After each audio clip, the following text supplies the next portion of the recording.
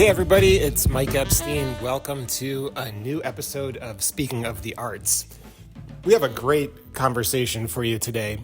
We are featuring Sebastian Rios, the bassist and composer and band leader for the group New Jazz Underground. And I want to take a second just to give some context and background on the group New Jazz Underground. Really exciting trio of young musicians who recently graduated from the Juilliard School. The group consists of Abdias Armenteros on saxophone, Sebastian, who I just mentioned, on bass, and then TJ Reddick on drums.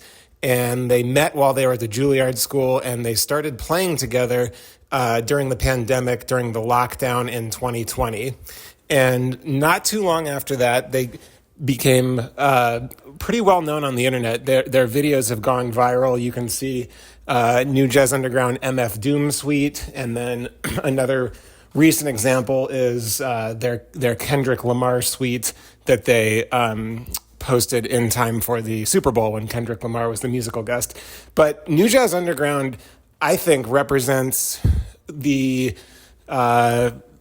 direction, if you will, that jazz can go in and is going in. And simply meaning you have young musicians who are well-versed in the history and tradition of the music coming from blues and progressing to bebop and beyond, but then being highly influenced by contemporary music like hip-hop and R&B and other more popular forms of music. In my conversation with Sebastian, we talk about this and how they've incorporated these influences. And I just want to encourage everyone to check this group out while they can. And this summer, the group is playing at the Montreal Jazz Festival, the Newport Jazz Festival, the Monterey Jazz Festival, and a handful of others. Next year, they will be releasing their debut album, Hoodies, and I think it's some of the most exciting music I've heard in this genre. So, without further ado, please enjoy my conversation with Sebastian. Well, thanks so much for being on Speaking of the Arts and talking to me. Absolutely. Yeah, I'm looking forward to talking to you for sure about a lot of exciting things. Yeah, man. I want to talk about the new record so people know what it is, when it's roughly coming out. You know, I want to hear you talk about so much stuff. Yeah, So yeah, I think this would just be a really good sort of free range conversation. Um, Maybe as a starting point, I just want to have everybody hear from me why I'm just so excited to work with you and Abdias and TJ. And, right. I think it's kind of hard to express. People say all the time, oh, I heard this group and they sound exciting and they sound new and they sound, it's hard to get past those sort of common descriptors to really boil down the essence of like, why is something so great, or why does somebody think something is so great? Right. And uh, that sort of came together for me with you and New Jazz Underground and the music this week when you sent the final version of the unreleased album. Right. And, listening through it a few times and thinking about when I got to see you guys perform for the first and only time, sadly, Right.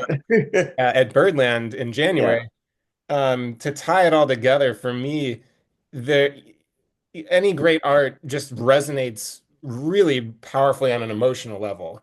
And that can mean different things to different people, but I think that's really one of the most basic elements of, going back to what I was saying earlier, what makes something great or exciting or new and all that. There's just that emotional connection. Like, and Right. I think that's the easiest way for me to describe it. So I'm so excited for people to hear this album because I really think it's going to resonate on some level with people that way. Um, it's beautiful, it's exciting. I can hear you guys taking chances. I can hear like you guys stretching. Your own writing, which I want to have you talk about, um, Yeah. is just it's great. And so Thank you. yeah, well, So the nice. pleasure's all mine. I mean, it's so exciting to be able to talk about a group like this to people and to get them excited. I mean, I'm so lucky that I get Yeah. to do that. Oh, well, thank you, man. I'm so Yeah. glad to be working with y'all. But yeah, I mean, whew, I don't even know where to start. You know, I guess foundationally, you know, a lot of the stuff started to come together um literally right before the pandemic. You know, And the just, first just sorry to interrupt, but when you say come together, when did the group actually form? So the first time I ever played with Abdias, we played trio at the Claremore Jazz Festival, like on the lawn, Okay. and we got like $100 each. And was that with TJ or a different drummer? No, it was with our friend. Oh my God. You'll think of it in a second. So Yeah, that is interesting to me. So you guys, the first time you guys played together was actually on a gig, or the first time you and Abdias played together was actually on a gig. yeah. I had. It's so funny because me and him are from Miami, and I Mhm. had met him when he came to Juilliard, but not at school. I met him at Smalls at Okay. the late night session, and he was just playing at the session. He's like, "Oh man, I heard a lot about you," because we had actually went to the same high school, but at different times. Oh, So amazing. I started New World School of the Arts in Miami in uh, was it 2011? Wow, I started high school in You're 2011. so old. And I went there for 1 year, and I got kicked out. I Oh, was nice. expelled from the school. Okay. That was well, they didn't ask me back, right? Okay. Um, and for various reasons, I wasn't a very good student. I would skip school all the time. Uh, Substances were involved. Okay. Um, Were um, you already, I mean, there's a lot I want to learn in this conversation. Were you already into this music then? Yeah, so the way that I started playing jazz actually, well, the way I started playing music, I fell in love like with, I loved the Beatles. The Yeah. Beatles were Okay. like my thing. My folks and my sister, they would always be playing kind of classic rock in the car. So I would always be hearing the Beatles, Jimi Hendrix, and I really got into like metal and all this different stuff. Like I love like System of a Down. Okay. And but I started learning that stuff when I was probably like 7, and I would dress up like the Beatles and play guitar, and I couldn't sing for my life, but I wanted to. But was Um your first instrument guitar then? Or, yeah, okay. yes, it was. And I played a little bass too, because I remember I wanted to have that Paul McCartney bass that looks like an upright bass. You know what I mean? You know the one, it's like a violin bass. It looks like a violin. Okay. And I remember like sitting in my room with my friend, and I just started like walking a bass line for whatever reason. Wow. And he's At like, like "You'd be roughly really the good age of at 7? jazz." You were roughly 7 or 8 or something? Yeah, I don't know how I knew that, but Wow. and he was like, "You'd be good at jazz, man." And I'm like, "I guess so." And I didn't play music for a couple years. I moved to Chile when I was 10, and I was really into like skateboarding, and then when I moved there, I was really into like soccer, and so music kind of fell by the wayside. Why Um, Chile? and yeah, in Chile, I lived in No, Chile and why? Santiago. I'm just curious why you guys moved there. My dad is from Chile. He's born in Santiago. Okay. And he had a business there. And him and my mom were got divorced Okay. when I was around that age. Um, and so when I finished elementary school to start middle school, I moved to Chile. Um, and yeah, and funny enough, I got expelled from school there too, a At private least you're school. consistent. Yes, very consistent. And I went to another school, and I remember a kid brought his guitar in, to play at like show and tell or something like that. I don't know. We were in like seventh grade. We still had show and tell. I don't know. And I just remember like everybody going like, "Whoa, he's so cool," blah blah. And I'm like, I could do that. I have a guitar at home, and I really started getting into it. And at the same time, I was really wanting to move back to America. And my mother was always looking out for opportunities for us. Like my sister, she went to an art school. She was an actress. She went to Dreyfus, but she ended up being a an aeronautics engineer. You know, she Oh, like designs spaceships basically. She's worked with NASA and Blue wow. Origin and all these crazy places, but and Boeing before. Uh-huh. Anyways, but yeah, so she was always looking out for opportunities and she saw that this art school called Miami Arts Charter was opening up. It was his very first year. And I auditioned and this great educator is named Alfred De La Rosa. I auditioned for him on guitar. And he had me play like a blues or something. And he's like, "You'd be a great jazz bassist." And I'm like, "Okay, I want to play guitar." I played, electric bass a little bit before. And he's Mhm. like, "No, no, no, upright bass." And I'm like, "Okay." And I kind of said okay to get into the school, like, fully expecting to just play rock and continue to do what I wanted to do. And he showed us, kind of Blue, Miles Davis, and Blue Train by Coltrane, the classic Yeah. introductory So jazz. this is high school. This is a freshman high school year? No, this is seventh grade. Oh, wow. Okay. It You're not was in a your high middle school school yet. and high school, Okay. right? Got it. And basically I was in, the jazz band class with like kids who were much older than me and like much better. Mm. And just being around it, I really got into it. And that next year, like, or no, I think that like summer or something, I won a scholarship to go to the Litchfield Jazz Camp. Hmm. And this great bass player who's on the jazz scene now, his name Matt Dewanzik. He showed me Paul Chambers and all that, and that was it. You know what I mean? Yeah. And I got a teacher in Miami, who was the principal chair at the Miami Symphony Orchestra. Hmm. His name's Alex Berti. Incredible. And I went to that art school. I got kicked out. I went to a normal high school, Miami Beach Senior High.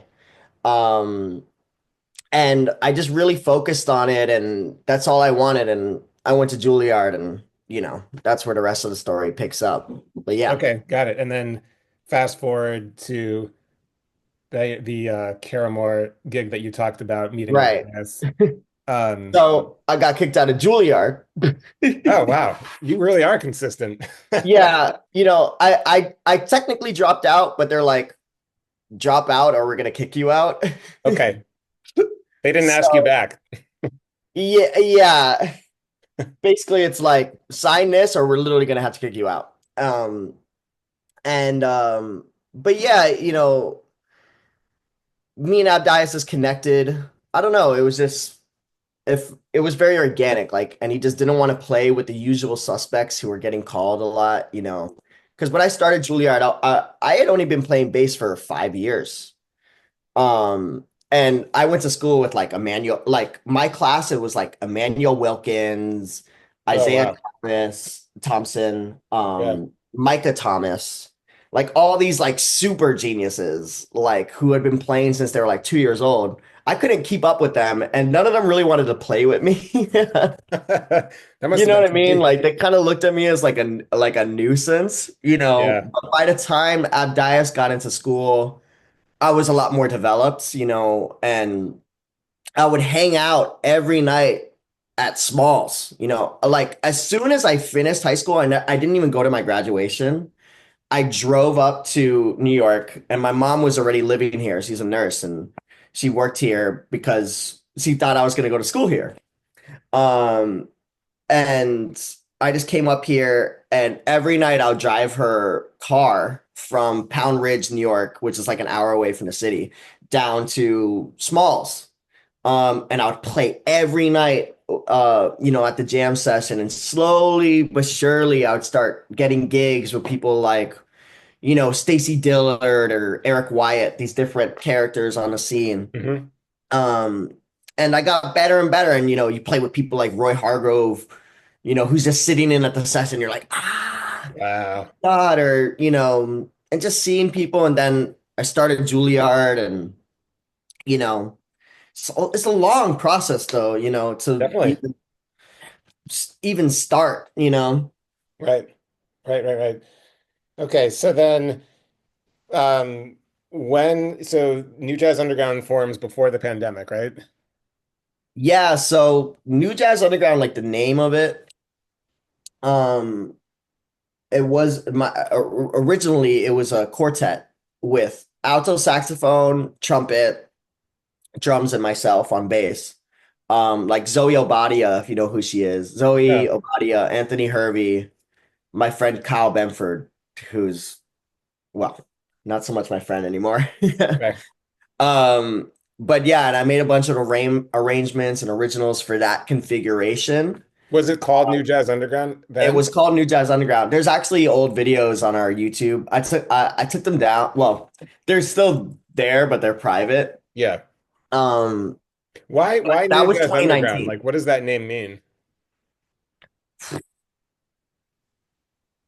You know, I guess new is our outlook. Hmm. Going to Juilliard and just wanting to study and play real straight ahead jazz. There's kind of this expectation that you should only listen to jazz and Hmm. like Hmm. there's so much music to study and like that's it, and like you get around people like Kenny Washington who are like encyclopedias of or Phil Schaap, rest in peace. Um or Lauren Schoenberg.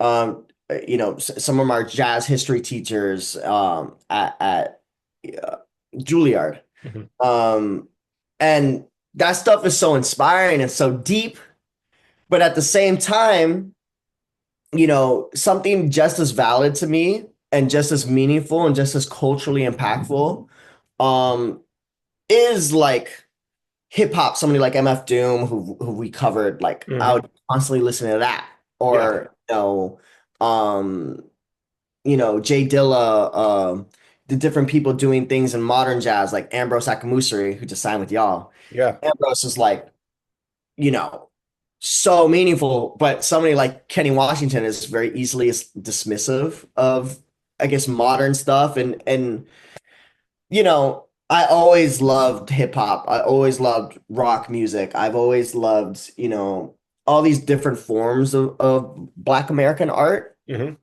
house music in Miami, Ultra Music Festival, Miami Music Week just happened. Yeah.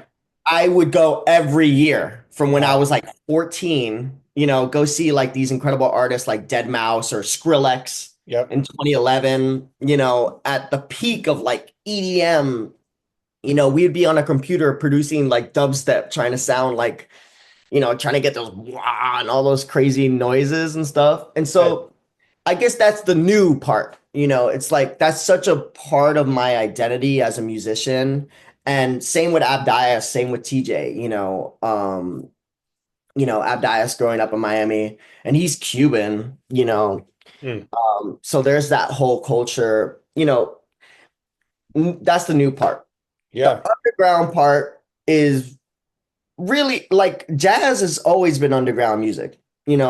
Underground, there's a classic record by Thelonious Monk called Underground. Yep.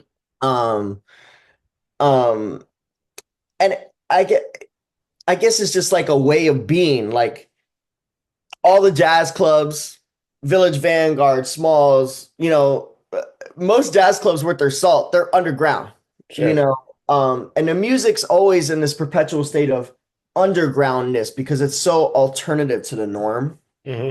You know what I mean? When you're playing jazz, you can't help it unless you're really not.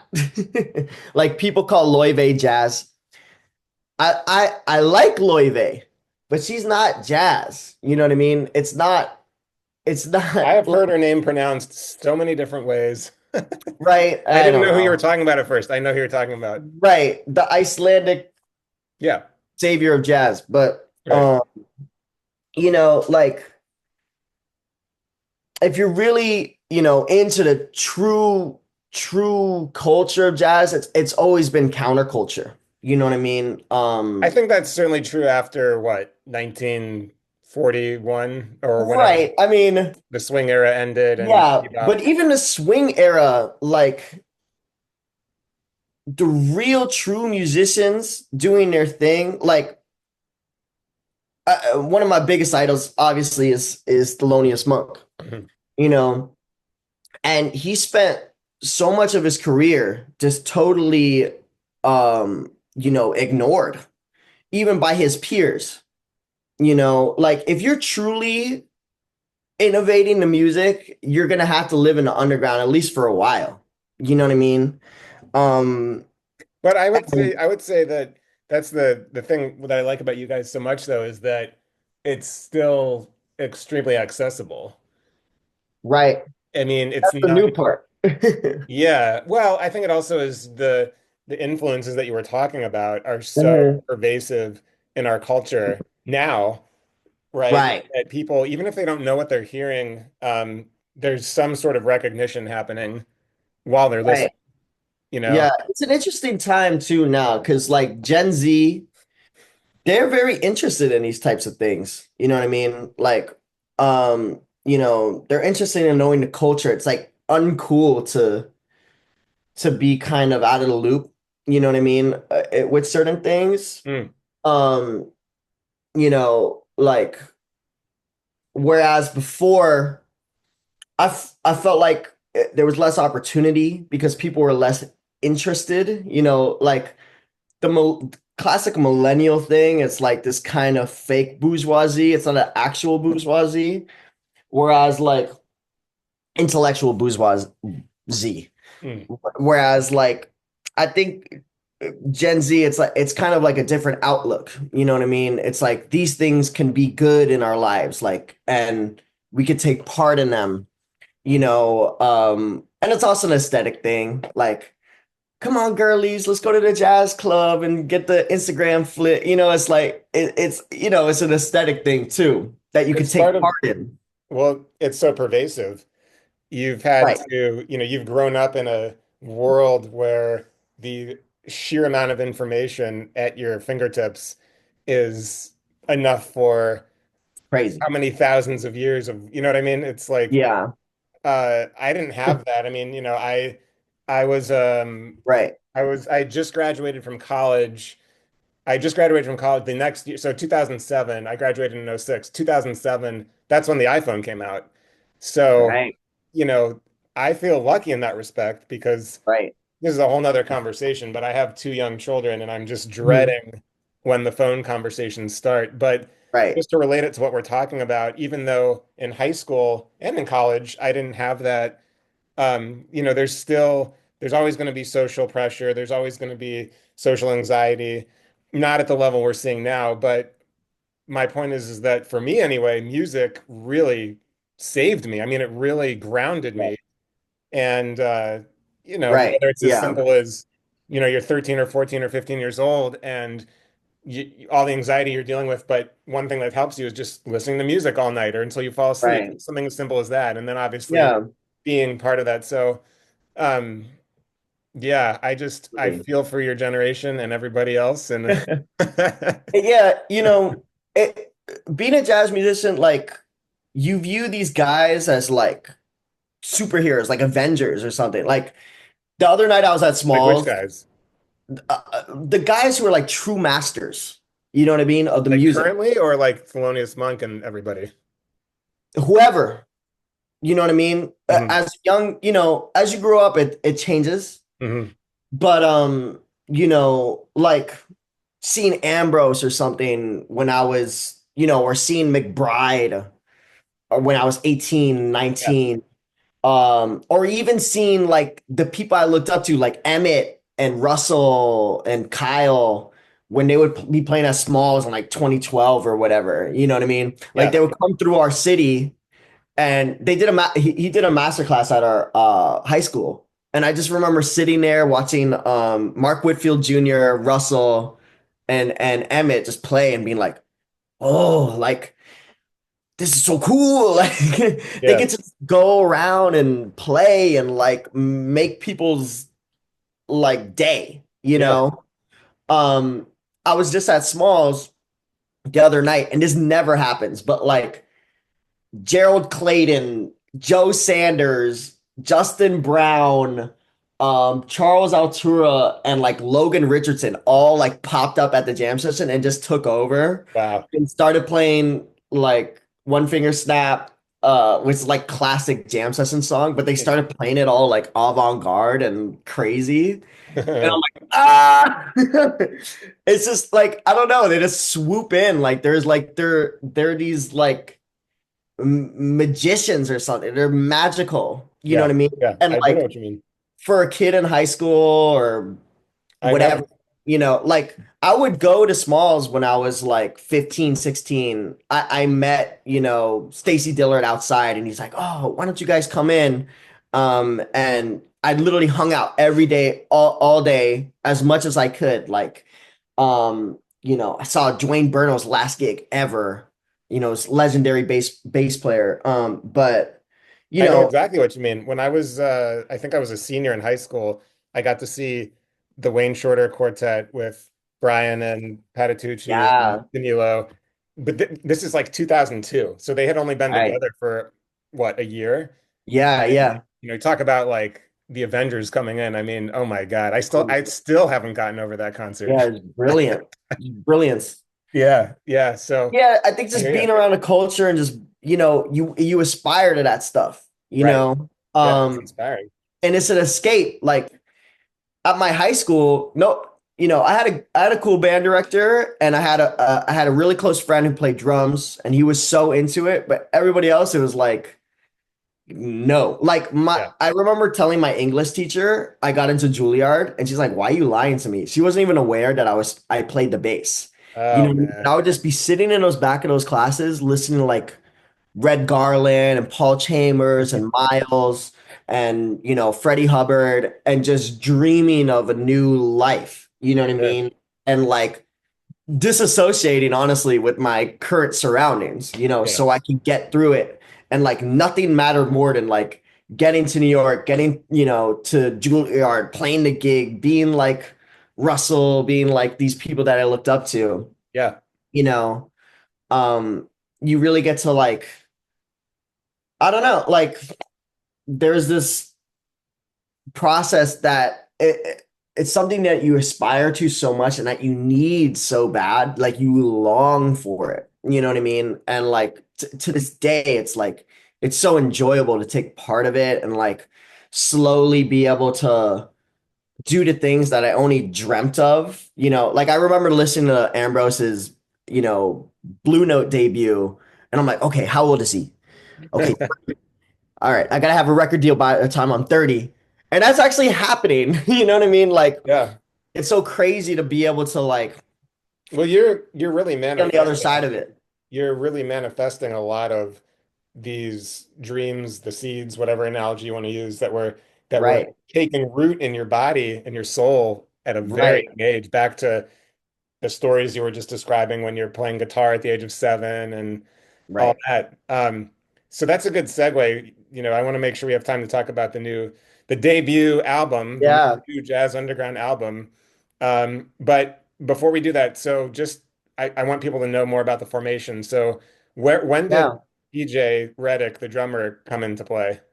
So TJ went to Juilliard with us as well, and I met him at Smalls. Okay. And we had played a night in Tunisia. I'll never forget. And I remember playing with him and be like, "Yeah, man, we should play more." And then nothing happened for years. And like I said, right before the pandemic, me and Abdias had played, and I had some weird stuff go on, and I had to move back to Florida right before the pandemic, and then the pandemic hit, and everything got shut down. But Abdias and a few of our friends were in Florida, and we would meet up and we would play. And me and Abdias Abdias, I think it was his idea to start a trio specifically. You know what I mean? Um, and so we were playing a lot down in Florida, and eventually all those kids had to go back to school. So they went back to school in like, fall of 2020, and I was all alone. So I was like, all right, I'm going to New York. And all throughout the pandemic, we would just play in parks, streets, anywhere we could play, outside of a restaurant, whatever. Just you and Abdias? Well, friends, just whoever, Okay. whoever wanted to play, like my friend Noah Halpern, my friend Damo Branch, who plays with Catherine Russell, my friend Anthony Hervey, who played with who toured with Michael Bublé. But Abdias and TJ are always part of that rotation, right? Right. And me and Abdias knew that we wanted to start a band, and we were looking at different drummers, and with TJ, it just felt so natural, just so naturally happened. It wasn't even like a thought behind it. It was like, oh yeah, TJ, you know, um, and we really just decided to like take it seriously, and we started learning each other's music. I started writing more. This is around the time where I wrote like Pseudo Latin Vibe, which really, and we had to learn how to play that kind of modern jazz style together because we Yeah. were already so versed in kind of straight ahead jazz that we really had to figure that out. Then Hold My Halo came all around that time. Different compositions of mine that kind of represent our style. Yeah. Um, you know, and yeah, we started making videos. We would play in, each other's apartments, and we had a video, Olio, just us playing Olio for 10 minutes. We used to play so long. Oh my God. But Olio for 10 minutes, and that got, like 20, 30,000 views on YouTube, and took us from zero to like 2,000. And that was enough encouragement for us, but it was like a couple years until, things really kind of went to another level, you know. But yeah, that's the origin. What was the first show the three of you as the current incarnation of the band did together? Like the first public show, I mean. It must have been we did a lot of stuff with Jazz Lincoln Center. Yeah. I can't pinpoint specifically one. I mean, I always think of us playing in the park as shows. Um, Hmm. as funny as that sounds, because You were at busking in that the time it really parks. felt like that. Yeah. Because there was like there's nothing I can like explain to impart that feeling of what it was like in a city during the pandemic. Here, this is my apartment in a village, and Washington Square Park is like right there. It was like Lord of the Flies. Yeah, I can't I mean, imagine. like teenagers, young adults, they had nowhere to go. Yeah. People with jobs, they had nothing to do. You know what I mean? So they just hang out in the park. Right. You know what I mean? And you could literally like put on a show with like an audience of like 50, 60, 70 people just watching like enthralled. You know what I Yeah. mean? Like, because there's literally nothing, and you could actually make a good, well, not really, but But enough to eat that but night. yeah, exactly. Something, Yeah. Yeah. versus nothing, but I think, yeah, we would do shows with Jazz Lincoln Center. Like we did one in the garage below Lincoln Center, This is during the pandemic. yeah, like below the Met, you Okay. know. We did that one in 2021. Then we played in like a cemetery before a movie. Like they had like a movie, huge movie screen, and it's Mhm. like us playing there before like they play some art movies. I have to give a shout out to Georgina Javor at Lincoln Center Yeah, because when I first heard about you guys, and then I found out that she had presented you guys at the Unity Festival, I right. reached out to her and was just trying to get, I was like, tell me more about this group. Like, and Yeah. her feedback was so concise and glowing. And so thank you, Georgina, for that, because I think Yeah. she's a large reason why we're working together. Yeah, Georgina and Jason O'Lane. Yep. They're just so instrumental in that first part of our career, just giving us actual legitimate gigs. Like we played at I think it was the Jazz Congress in 2021 at Dizzy's, and it was just like a live stream at Dizzy's. Yeah, but they gave us so many great opportunities, like, and they really didn't need to. No, but that's the whole thing is they heard what Right. I and all of us here are hearing in this group. Um, I really, yeah, I really want to make sure you talk more specifically about the album, but I had a question for you. You mentioned early on with you and Abdias and TJ, you said you had to learn how to play a more modern sound. Right. What do you mean by that, and how did you guys learn how to do that? Well, there's this whole, not that we play in the style and not we necessarily know how, but there was a whole thing again, like I can't understate Ambrose's influence. You know what I mean? Like,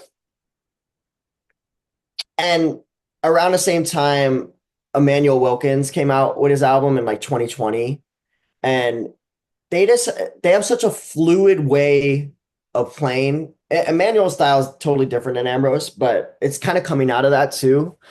Um, it's just like it's not a static, straight beat, if that makes sense. It's very dynamic, it's very Mhm. fluid. And the bass is not like walking. It's Right. kind of like like you're setting like Setting like anchors here foundation and there. here, foundation there, but Yeah, in yeah. between it's all this space. You know what I Gotcha. mean? It's you're introducing space into the music, Yeah, yeah, right? yeah. A lot Um, of, yeah, absolutely.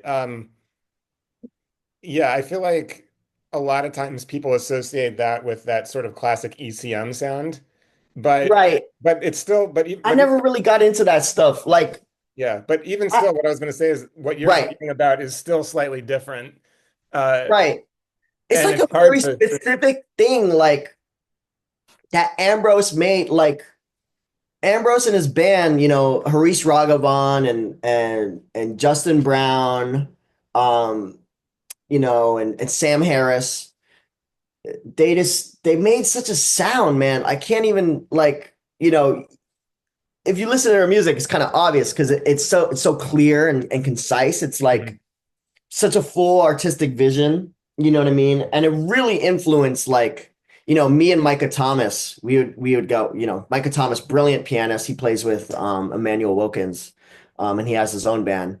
Um, but we would go and watch that and just be like, like how do you play that? How do you Mhm. do that? Like, and like I can really hear it now, but I remember listening to that stuff in high school and being like, what is Harish playing? Like, what Uh-huh. is he play? I couldn't hear it. Right, right. It's so funny. And but slowly like you adapt to it, and not even that I know how to play that style or anything, but it inspired us to like it's what we heard, but then like how we interpreted through our own music. Because it wasn't like we were ever playing Ambrose's music. Hmm. We were listening to it at a time, but we never like played it. But we Yeah, would like write our own songs and be like, okay, it has to be this kind of vibe, like pseudo Latin. yeah, I get it. So, but It's really awesome yeah. too, the three of you, when I listen to you guys, it sounds like you guys have played together for a lot longer than you guys have played together. That Mm, was some of the comments, some of the consistent feedback people were saying at that show in right. Calgary. I Like, must say, I can't stress this enough, but like the pandemic was like the Pokemon arena. Like, you know what I mean? Like you would just learn.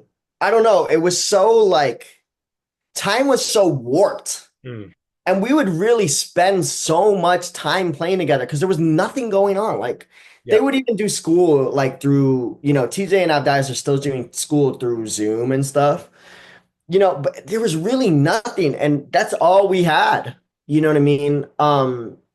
And I think, we just love the same music. We listen to same artists a lot of the time. And we're just really into a lot of the very similar things. Although, we are very different Mm. individually. Um, I don't know, it's just that synergy and connection. There's nothing, it's like when you meet your wife or something, it feels like you've known them forever, you Sure. know. Yep.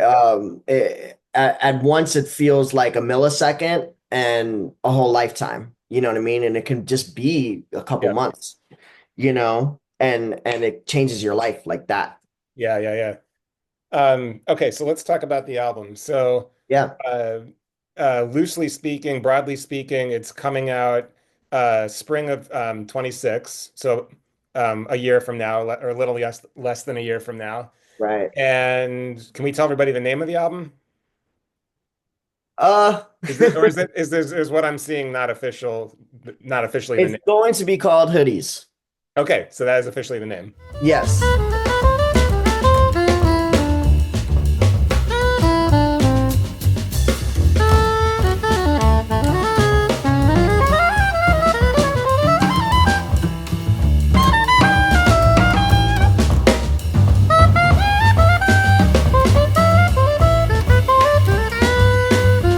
And what does that mean? Whoo, hoodies. Okay. Woo. It's an attitude. Again, like Abdias plays the Jazz Lincoln Center, Hmm. very bow tie, very, Very buttoned up. traditional. Yeah, and we don't dress like that. We don't for us looking fly is like a dope hoodie and some sick jeans. You know what I mean? And some So Jordan. isn't it ironic then that if you think about some of the great icons of jazz, Roy Haynes, Right. obviously amazing drummer, but also a lot of recognition for his fashion style. Absolutely. So, if anything, you guys are just doing what's comfortable, what's cool to you guys. Right. Yeah. And the thing is, like, we're not into fashion really. You know what I mean? I guess peripherally I am. I'm aware of it. You just want to be But comfortable. yeah, like, I don't know. It's just like how we live our life. Like, why would we change, for a performance or whatever? Of course, we'll dress it up a little bit. Yeah. And I understand the old school sentiment, like it's out of respect, and also you look fly in a suit. But I don't know. It's just it always felt authentic for us to be like that. You know what I mean? Well, I'm just thinking about all the influences you mentioned at the top, the hip hop influences, the rock influences. I've never really seen those artists wear suits on stage, so it makes Exactly. sense to me. Yeah. I mean, like I mean, I I know the was Beatles wore suits, but eventually they didn't. right. Yeah. I mean, I always loved Jimi Hendrix. I loved like Kendrick Lamar and you know growing up in Miami. you know, it's streetwear is streetwear for us is modern art. Like somebody like Virgil Abloh, the great designer of Off-White, who was the director of Louis Vuitton before he passed away, tragically, way too young from cancer. But for me, you know, he is Christian Dior. He is he is an icon in a way. Yeah. Rick Owens, like these people mean a lot to us, you know. Yeah, and so that's one meaning. It's the fashion. But we're also living in America. Um, you know, you know, eh, Trayvon Martin Mm. is somebody is a name that's so important. I remember being in high school, 2012, Trayvon Martin, this kid, man, they killed him Yeah. for wearing a hoodie and having some Skittles. It's Right. like, and unfortunately, a couple years later, a really close friend of mine, his name's Israel Hernandez, and his moniker was Rifa, and he was an incredible artist, and he loved doing graffiti, I had a lot of friends that were really into graffiti in high school, and they would do dangerous stuff, man. They'd be tagging stuff up. And he got caught one night and he ran away from the police and they tased him, and unfortunately he had a cardiac arrest and Wow. passed away when he was only 18 years old. I'm sorry. And I think about that I think about him all the time, man. You Yeah. know, like he has so much life and so much talent, so much to give. Like, what was our world deprived of, Mm. you know, by losing somebody like that? Yeah. Um, you know, and so that's part of it, that's hoodies. Yeah. That's hoodies too. You know, Oh man. our culture, our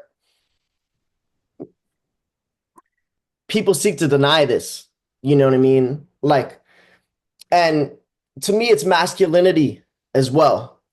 You know, so much of this album is dedicated to men that were important to me, and a hoodie is a modern representation of me of masculinity.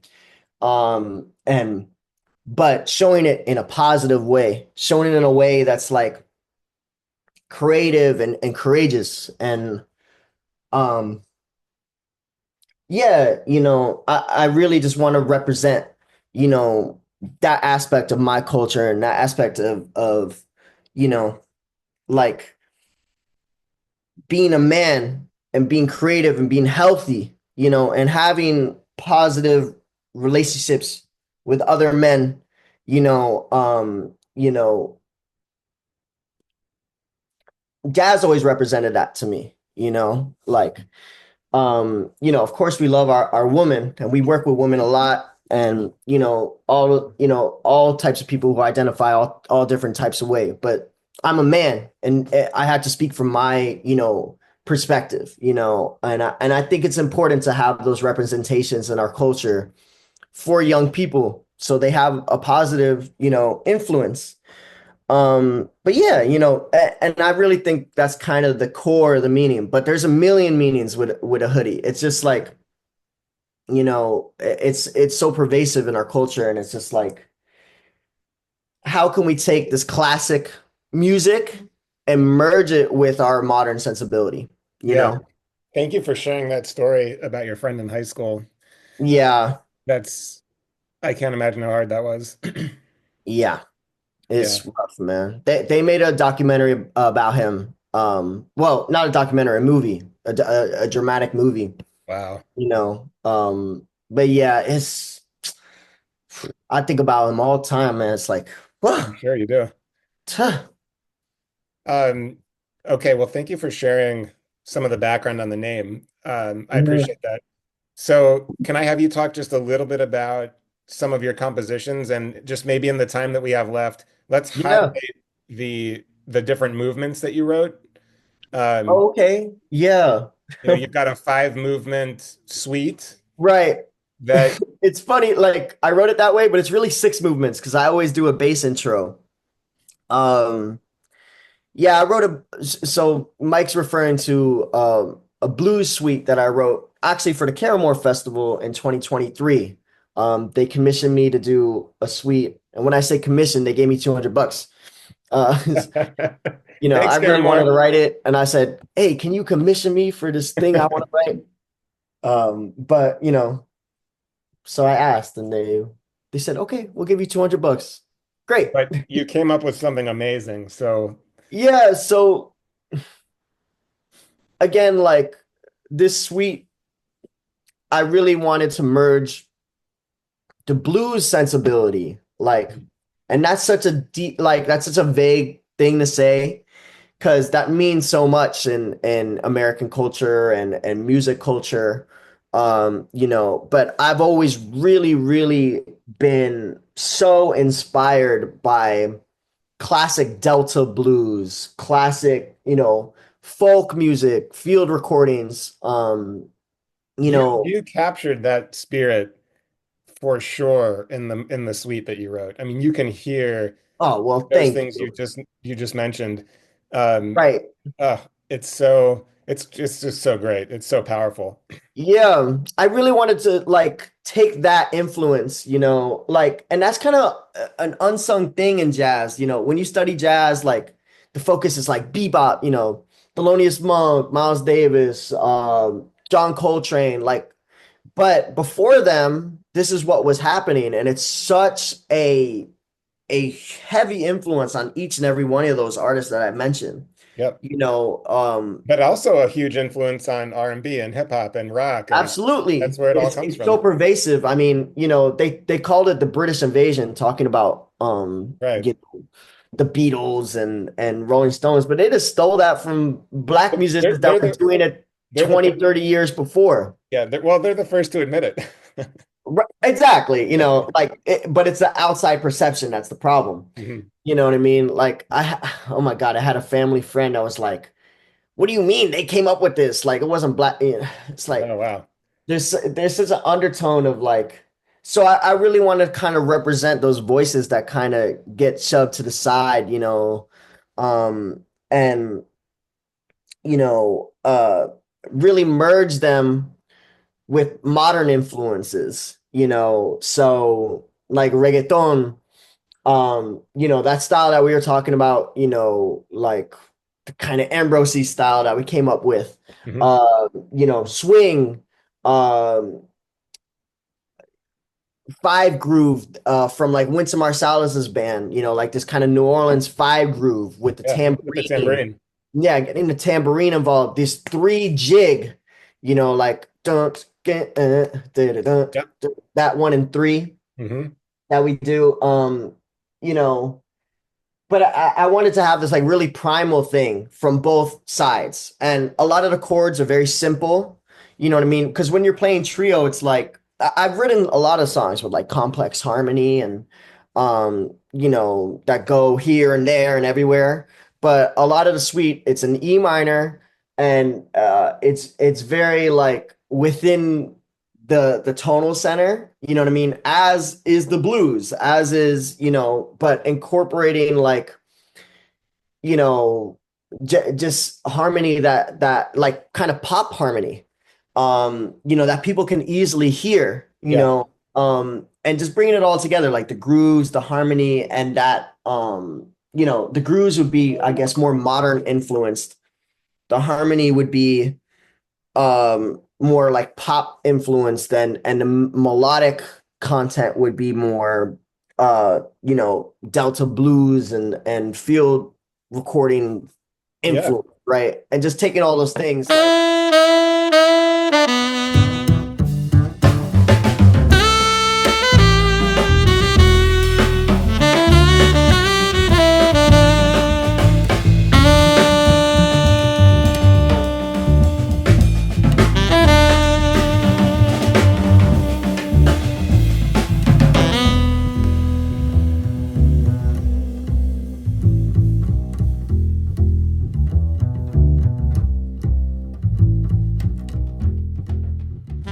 the first piece I wrote of that was the second movement, the one where Abdi used to sing blues, blues, tell me how you do. You wrote him, did you write that as thinking he would sing, or did that come later? Yeah, I knew he could sing because we Okay. had already done jazz as a four-letter word. Right. Um, and I knew he could sing, and I wanted him to sing more. Just being around him, he'd be singing to whatever, joking around, woo, or like whatever. I'm like, oh, you can actually sing, bro. Yeah, yeah, yeah. Um, Well, and people love it when he does that in the set. oh yeah, yeah, Yeah. because he's so soulful and so for real. Yeah. That guy's just an authentic performer in person, but Yeah. and it comes so naturally to him. He's such a natural. He really is. But that's the thing, all It's three of you are. infuriating. All three of you are. Well, in different ways, I guess, Yeah. I was going to ask you separately, but Mhm. this is a good time. Yeah. For the live show, is this the order of the tracks? Is this pretty much what you guys are doing? It seems like when I saw you guys, it was more or less this. Kind of. It depends. You know what I mean? Well, We're I just put it gonna another switch it way. I up. think you should. Okay. Yeah. It just the pacing, it's all hmm there. It's such a natural flow for these songs in this order. Oh, well, But at the thanks. very least, in my humble opinion, rest assured, the order on the album is great. I Oh would man. not change a thing. Yeah, I kind of just put it together. I cut a lot of stuff too, because there was, Mhm. there's some stuff with Elude that I wanted to get in there. Um, yeah, I'm trying to think actually. But yeah, yeah, there's some stuff that's kind of has more complex harmony. But I really cut it down to the bare essentials, and like the trio stuff is really the focus, you know. Yeah. Yeah. But yeah, flow is always such an interesting thing. Like I played a lot with, Stacy Dillard, and he's like, start up here or start down here. You know In what I mean? terms of the register, what Like do you mean? the energy, Oh, the energy. or whatever, like start down low or start up high, like where the energy's really high. And I think we start where the energy's high, Hmm. you know. But those types of things that you learn, playing with people who are masterful at putting together sets. And Yeah. again, growing up in Miami, DJing, like we would DJ, you know what I mean? And you want the flow to be right. You want, the peaks and valleys to be, Yeah. you I mean, you know, got to always remember whether it's the whole set or a solo, the only thing people remember is the first thing you're going to do and the last thing. right, That's all they're going to right, remember. right. Or the So make really sure weird those thing that things you are did. strong. Or when you started slapping the bass, or, like, Yeah, yeah, yeah. Right. like distinctive things, Yeah. But Right. yeah, I really wanted to have that flow. And I think the songs are very, like we finally came into our own of a full conception, you know. Mm. Whereas before, like, and it's taken 5 years. It's crazy, but I think it really is a full conception, and not that we're like I never want to say that I'm like reinventing jazz or whatever, because we're not. We're just Mhm. taking the elements that are accessible to us and are natural for us. But I really feel like it's our voice, you know what I mean? And it's finally come to a place where I could say I can pinpoint it, you know what I Yeah. mean? Whereas before it was something more vague and ethereal, like writing that suite, also writing songs like the Pseudo Latin Vibe and Hold My Halo, which is also more chordy, more complex, but how they come together, and I think it's more just about the dynamic and the chemistry between us.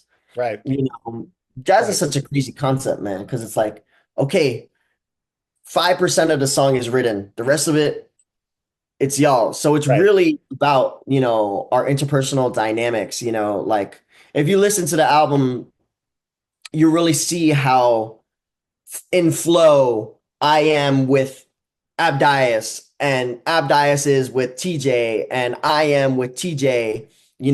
We have such a natural dialogue. Yeah. And if you catch us in a room, backstage or whatever, you'll see that. It's a very natural dialogue, you know, Mhm. um, and it's just a natural extension of who we are, and I'm very proud of that, I'm not trying to change music or whatever. I'm just trying to accurately represent like what we care about and who we are, you Yeah. know?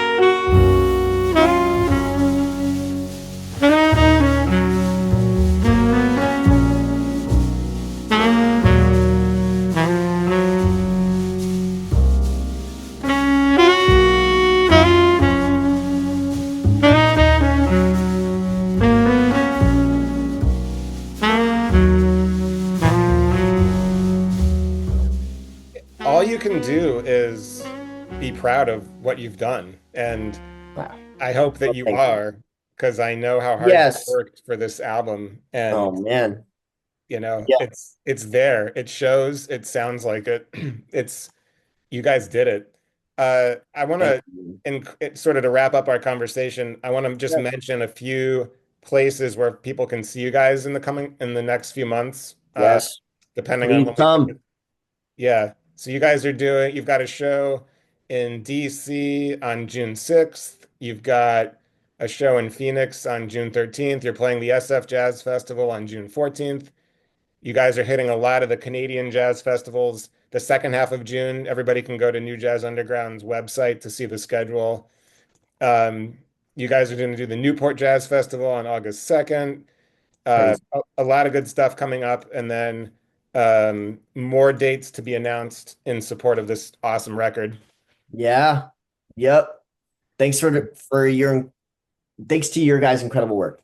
Oh man, like I said at the beginning, it's really to work with you guys is just inspiring, and it makes it just it's why we do what we do, and we're lucky to Oh work with you man. guys. Yeah, So I'm so appreciative of you guys and you're just such badasses.